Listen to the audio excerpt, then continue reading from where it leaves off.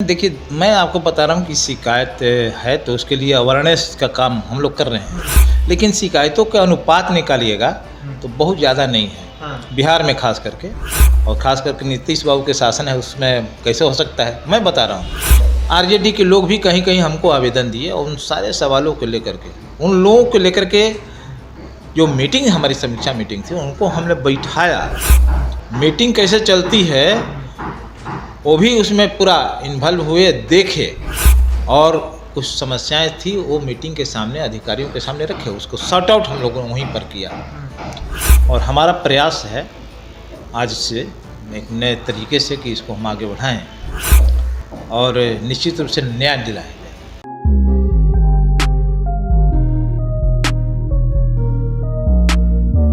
नमस्कार, मेरा नाम बिरजू है और आप मुझे भारत लाइव पे देख रहे हैं।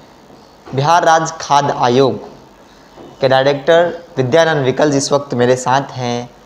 उनसे जानेंगे कि चूँकि इनके पास जो है न्यायालय का पावर दिया गया है कि किस तरीके से इनका जो न्यायालय है आज के डेट में काम करे। चूँकि बहुत सारे शिकायतें जो है आपको देखने को मिल रहा होगा, जल वितरण प्रणाली हो, मिड डे मील हो, इन तमाम तरह की शिकायतें आपके सामने, आपके आसपास बहुत सारी शिकायतें देखने को मिल रही है। लेकिन इस वक्त मेरे साथ हैं विद्यानंद विकल, जो कि आपको न्यायालय की शुरुआत कब हुई, तमाम तरह के जो सवाल होंगे उनके जवाब देंगे। सर, सबसे पहले तो बहुत बहुत स्वागत है आपका। आप लोग को भी स्वागत। सर, आप सबसे पहली बात कि न्यायालय को आपका पावर दिया गया, जुडिशरी का पावर है, किस प्रकार से आपका न्यायालय काम कर रही है?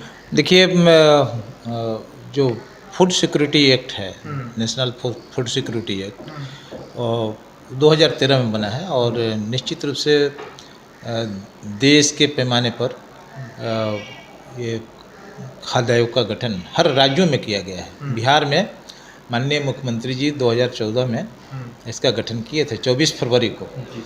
और इस आयोग में इतनी शक्तियां हैं, हमको लगता है कि शायद ही कोई दूसरा आयोग होगा यहाँ पर ये शक्ति प्राप्त होगी। इसमें सिविल कोर्ट के जज के बराबर पावर है।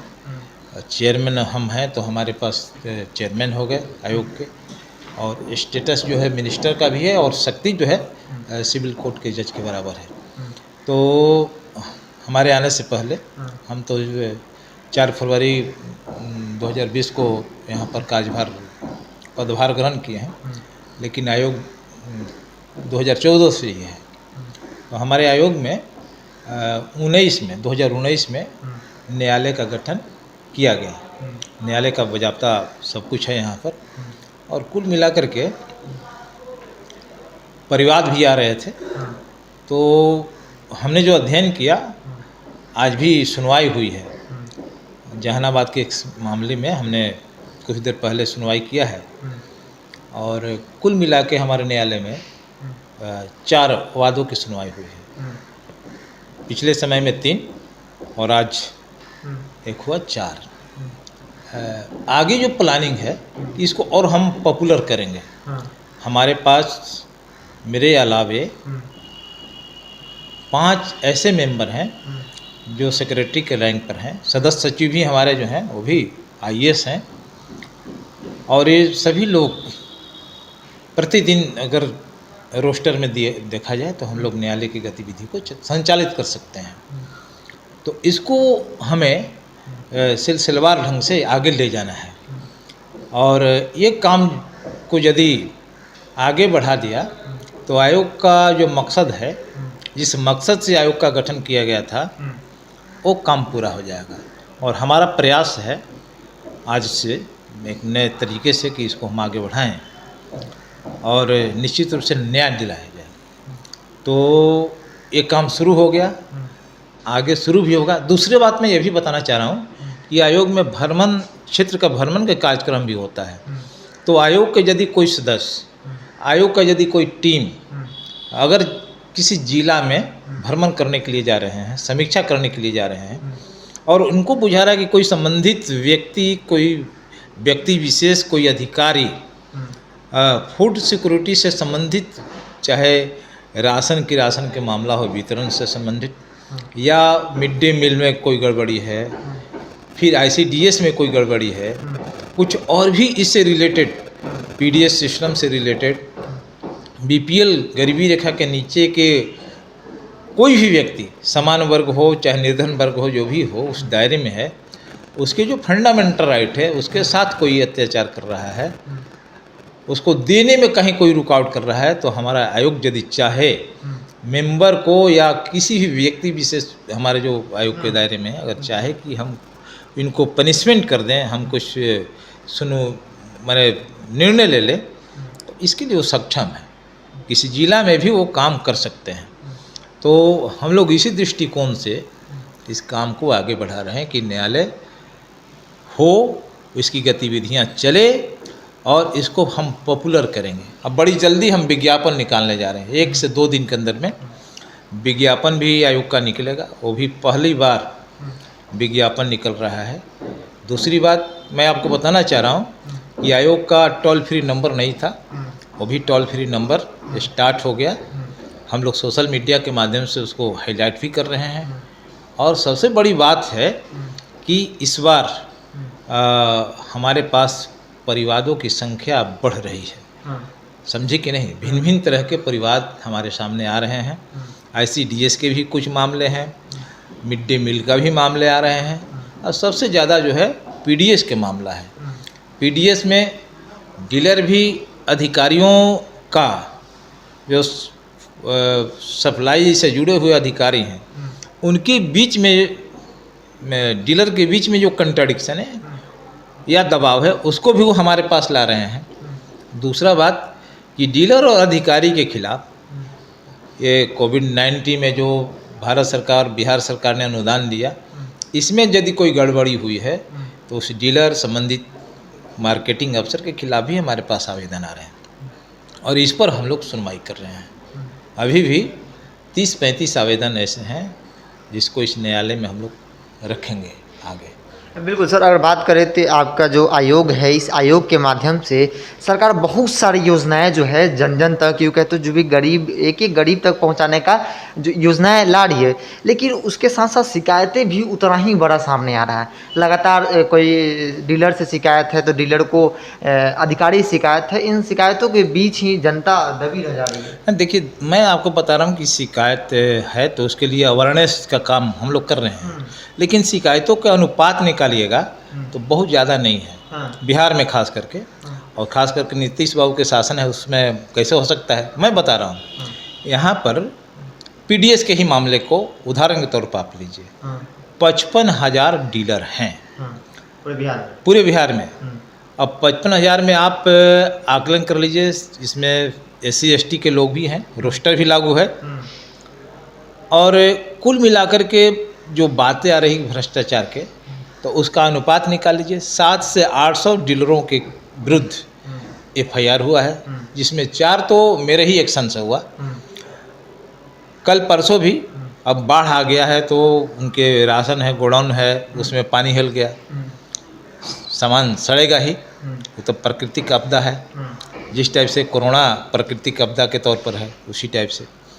तो हम देख रहे हैं कि वितरण के मामले में कुल मिलाकर के अगर 55,000 में ये अनुपात निकालेंगे तो छोटी संख्या होगी, समझे कि नहीं। दूसरी बात कि कुल मिलाकर के कार्ड होल्डर की संख्या यहाँ है 1,64,00,000 और परिवारों की संख्या हो गई 8,56,00,000। इतने परिवार इससे सिर्फ इस आपूर्ति से जुड़ा हुआ है, खदान से जुड़े हुए मामले में है। तो हमारे पास जो आवेदन आ रहे हैं तो आवेदन उसके अनुपात में कम है, यानी वितरण तरीके से बेहतर किस्म का हो रहा है, ये मामला है। लेकिन फिर भी एक छोटी संख्या भी अगर मेरे पास आ रही है, उसको भी हमको सुदृढ़ करना है ना, उसको जो समस्या है उसको ठीक करना है, ताकि एक भी व्यक्ति भोजन के अधिकार जो उसको प्राप्त है और उसके लिए पर्याप्त अनाज आ रहा है, फ्री में चावल है 5 किलो, फिर 2 रुपया 3 रुपया किलो चावल गेहूँ है, किरासन तेल है, दाल भी वितरण किया गया है, 1,000 रुपया प्रत्येक कार्ड होल्डर को बिहार में दिया गया है। फिर इसके बाद में लॉकडाउन के बाद जो दूसरे प्रदेशों से लोग आए हैं, लगभग 18-20 लाख लोग, उनके लिए भी अलग से 5 किलो अनाज जो आधार कार्ड को आधार बना करके दिया गया, 1 किलो चना, तो ये सारा चीज़ जो आया है, फिर तो इसको कैसे लोगों की जो समस्याएं हैं जो आ रही है क्षण के, कुछ छोटी छोटी भी, ये भी समाप्त हो जाए।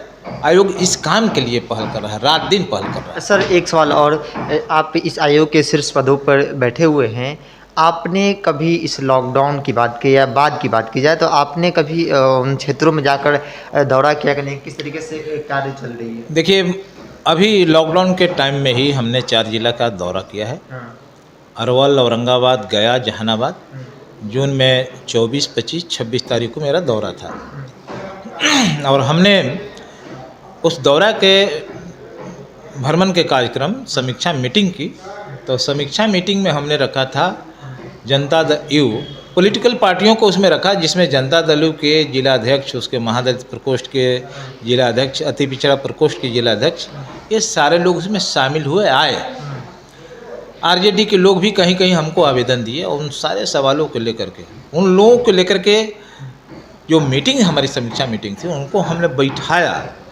मीटिंग कैसे चलती है वो भी उसमें पूरा इन्वॉल्व हुए, देखे, और कुछ समस्याएं थी वो मीटिंग के सामने, अधिकारियों के सामने रखे, उसको सॉर्ट आउट हम लोगों ने वहीं पर किया।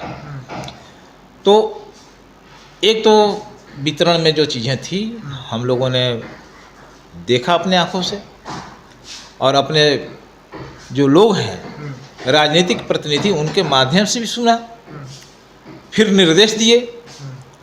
तो एक काम हमने किया है, और फिर ये जो लॉकडाउन है जिसमें कुछ ढील भी है, तो कुछ फ्लड एरिया में हम अपने टीम को भेज रहे हैं। आयोग की टीम जा रही है, खुद मैं भी जाऊंगा। छपरा सिवान में जाना है हमें, मुजफ्फरपुर, वैशाली, बेतिया, मोतिहारी जाना है, शाहाबाद के पटना प्रमंडल के सासाराम, कैमूर, और इसके बाद में बक्सर भी जाना है, फिर भागलपुर प्रमंडल के बांका में जाना है, मुंगेर भी जा सकते हैं।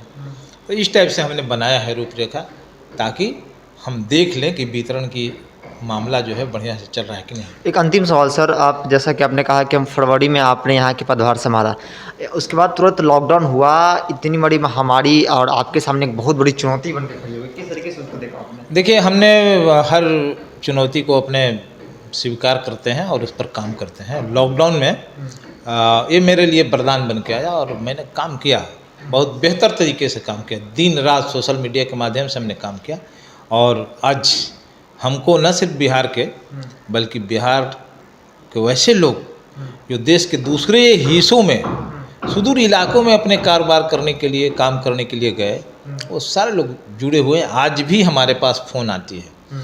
अभी फ्लड में बेगूसराय के एक रीता नाम की जो लड़की है, रीता पासवान, वो फ़ोन कर रही है।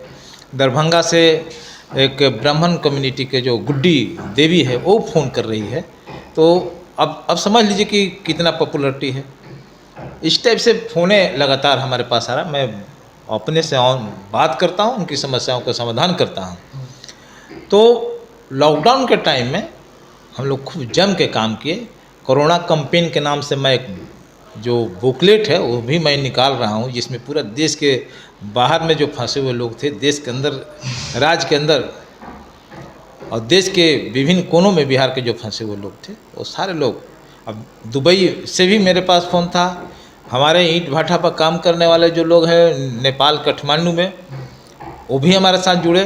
भारत सरकार को हमने, प्रधानमंत्री, राष्ट्रपति को हमने चिट्ठी लिखा इस आयोग से, तो वो यहाँ पर आ सके, बढ़िया से आ सके। हमारी सरकार पहल की, मुख्यमंत्री जी पहल किए, और देश के दूसरे अंदर दूसरे प्रदेशों में जो बिहार के लोग थे, आयोग के पहल पर वहाँ से भी लोगों को यहाँ पर पहुँचाने में, लाने में हमने काम किया। और फिर बिहार के सुदूर इलाकों में लॉकडाउन के बाद में जो खदान की समस्या थी, उस पर भी काम किया। तो सारे लोगों आयोग के काम से एक तो सभी लोग खुश हैं, सरकार, आयोग मिल के काम किया, इसका एक परिणाम सामने आया। और निश्चित रूप से भविष्य में जो सामने चुनाव है, तो लॉकडाउन के टाइम में और अभी आपदा जो चल रहा है, प्रकृति आपदा, बाढ़ वालों में, इसमें जिसमें काम हो रहा है, बिहार की जनता इस काम को देख रही है। इसका परिणाम सामने आएगा। हमको लगता है कि मुख्यमंत्री जी को अच्छे मत से लोग जिताएंगे। बहुत बहुत धन्यवाद सर।